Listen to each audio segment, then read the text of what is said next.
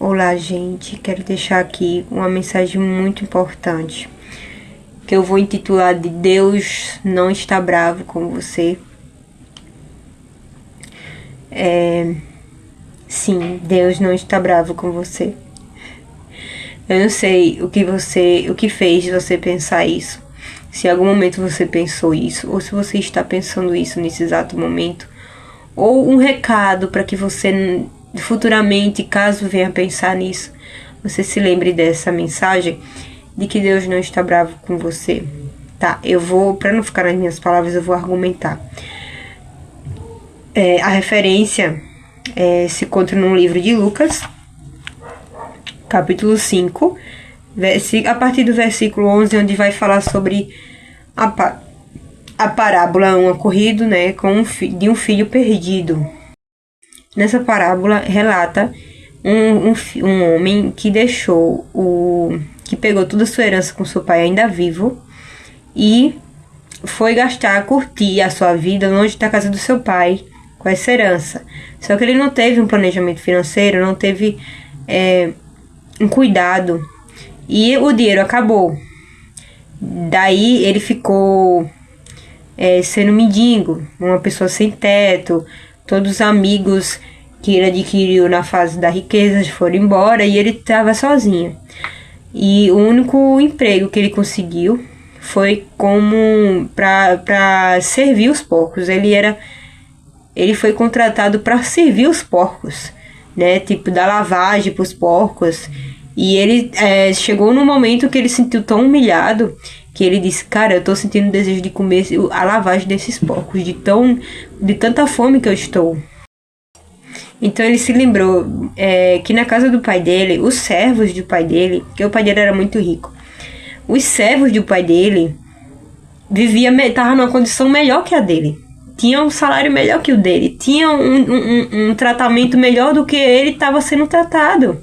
Porque ele estava sendo totalmente rebaixado e humilhado naquela condição de servo de um porco. Tá entendendo o nível? Estava servindo um porco. Assim, tipo, todo trabalho é digno, né? Claro, mas ele não tinha um salário bom nesse emprego. Ele não tinha nada. E aí ele decidiu voltar para casa do pai dele, mas para servir, né? Ele tinha a intenção de chegar no pai dele e dizer: olha, não sou mais teu filho, eu fiz coisa errada, eu falhei, agora eu quero o meu direito de servo, agora eu quero te pedir, né, direito não, pedir, né, pro senhor me contratar como seu servo, porque eu não mereço mais ser chamado de filho. Daí o pai dele ficou tão feliz com ele que ele voltou. Eu digo: filho, finalmente você voltou. O pai dele parece que já estava imaginando que o filho já ia voltar. E conhecendo como o filho era, ele já sabia que o filho ia voltar, que o filho ia gastar tudo e voltaria. Então ele ficou muito feliz que o filho voltou, que o filho agora estava presente com ele. Deu um banquete, deu uma festa, colocou sandálias novas, roupas novas, um anel no dedo. E ali ele foi honrado, ele foi tratado como um príncipe. Tá entendendo, minha gente? Jesus, ele falou dessa parábola para comparar com a gente. Nós somos os filhos pródigos. Jesus é esse pai, né? Nessa parábola. A gente é esse filho perdido que tá se perdendo nas coisas do mundo, tá se perdendo nas coisas passageiras que esse mundo oferece. E aí você diz: não, mas você não entende. Você sempre foi da igreja. Eu vou rir aqui de desespero. Eu acho que quem é da igreja sabe. Quem é da igreja há muito tempo sabe. Porque eu tô rindo. Porque não é só assim, minha gente. Não é só assim, não. Então, assim, não é só você estar na igreja. Quando você está na igreja, você pode se afastar de Deus, mesmo permanecendo na igreja. Então, sim, teve momentos que eu me senti muito longe de Deus. E que eu... assim, e até hoje eu luto para ter o primeiro amor, para ter intimidade, porque é muita coisa no meu dia a dia para fazer, é muita correria, meu dia corrido. Então essas coisas que roubam o tempo de qualidade que eu tenho com Deus. E teve uma época que eu servia mais a Deus do que eu sirvo hoje, né? Eu tava fazendo algumas coisas assim, eu tava tendo mais tempo para Deus, eu tava evangelizando de uma forma bem diferente, que Deus tocou no meu coração naquela época e que ainda arde ainda até hoje no meu coração, mas eu parei desde aquele dia de fazer esse tipo de evangelismo. Não que era errado, mas porque eu não fui constante, eu falhei e parei. E, claro, eu pretendo voltar de várias maneiras, assim como Deus tocou no meu coração para gravar esse vídeo, porque é algo que eu quero passar para alguém, é uma forma de expressar o que eu tô sentindo, do que eu vivi e desse amor que transborda em mim, que é o amor de Deus. Então, teve essa fase que eu tava fazendo, servindo muito a Deus, e eu parei por um momento. E eu achei que ele tava bravo comigo. Não só as coisas que eu deixei de fazer, aquelas coisas que eu deixei de fazer para Deus, como também eu comecei a fazer coisas que desagradavam a Deus. Não só a negligência da obra, do chamado, como também a prática de coisas, de pecados que não deveriam ter cometido, que foi conscientes. E aí eu disse, meu Deus, não, o Senhor tá muito bravo comigo. E aí eu fui pra igreja, né, nunca deixei de ir, sempre tive essa disciplina. Então, sempre que tem culto, raramente eu falto culto quando eu tô em casa, eu não tenho nenhum outro compromisso. Eu fui pra igreja e lá Deus usou uma missionária, uma profeta de Deus para falar comigo. E ela disse que Deus estava se agradando de mim. Eu fiquei, quê? É o quê? Deus está se agradando de mim? Nossa. Eu fiquei em choque. Eu disse, Deus, é o Senhor mesmo que está falando comigo. Mas aí ele me deu confirmação na palavra. Que Deus é amor, gente. Quando a gente fala com Deus, Deus ele nem menciona nossos pecados. Ele não diz, filha, você fez isso e aquilo. Não. Ele espera a gente se arrepender, porque a gente tem a consciência que está errado. A gente tem a consciência. Minha gente. Não precisa Deus falar. A gente vai saber que está errado.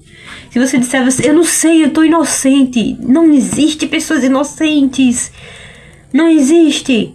Tem coisas que realmente que a gente pega, alguns pecados que a gente comete, que realmente a gente não sabe que é pecado, que já aconteceu comigo.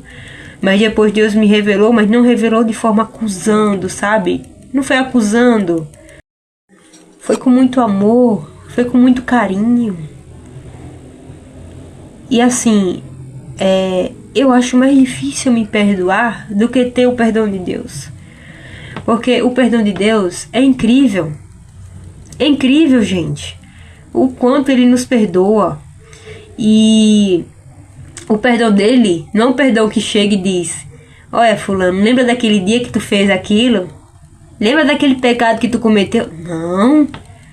Ele não vai dizer isso. Ele quer que você confesse e se arrependa. Porque o arrependimento vem da gente. Mas ele não vem passando na cara um pecado que você já se arrependeu, um pecado que já foi embora, entendeu? E aquilo eu já tava me matando por uma coisa que eu fiz de errado, e Deus chegou e disse que tava se agradando de mim.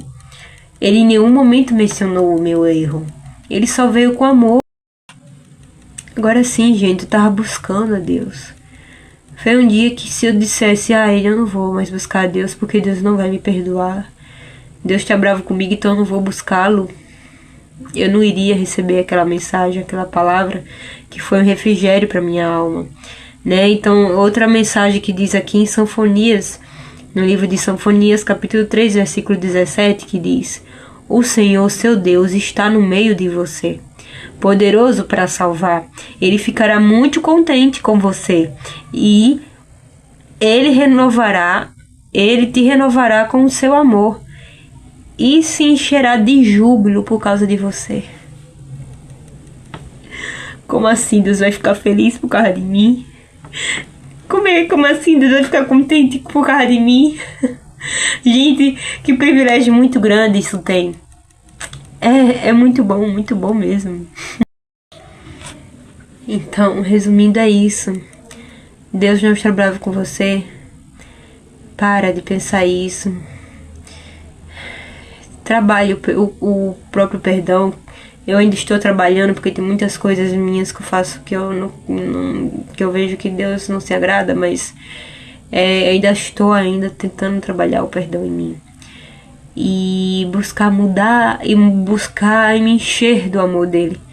De aceitar o perdão dele. De ser feliz com ele. Sabe? Porque é o que Deus quer. Ele quer que a gente seja feliz. Ele quer que a gente seja curado. Ele quer que a gente seja livre e liberto. Então é essa mensagem que eu tenho para dar a vocês. E fica com Deus.